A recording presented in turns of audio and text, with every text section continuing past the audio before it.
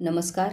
महिनाभर टिकणारी रेसिपी आज आपण करणार आहोत. तर त्यासाठी चांगल्या क्वालिटीचे डाग नसलेले 2 हापूस आंबे घेऊन त्याचा गर काढून मिक्सरमध्ये घालायचा.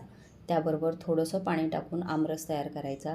आता हा आमरस आपल्याला गाळणीतून गाळून घ्यायचा आहे, म्हणजे त्यातले तंतू बाजूला होतात, म्हणजे रेषा बाजूला होतात. रस गाळून झाला की मस्त स्मूथ पेस्ट तयार होते. आता एका पातेल्यात 1 वाटी साखर, अर्धी वाटी पाणी घालून 1 तारी पाक तयार करायचा. पाक तयार झाला की 1 वाटी साखरेसाठी 2 वाट्या आमरस टाकायचा आणि तो व्यवस्थित एकजीव करून घ्यायचा. रस जसा जसा शिजत जाणार तसा तसा तो ट्रान्सपरंट दिसायला लागेल. शेवटी त्यामध्ये 2 चमचे लिंबाचा रस, चिमूटभर मीठ टाकून व्यवस्थित मिसळून घ्यायचं. गॅस बंद करायचा. सतत हलवत पूर्णपणे गार करून स्वच्छ कोरड्या काचेच्या बरणीत भरून फ्रीजमध्ये ठेवायचा.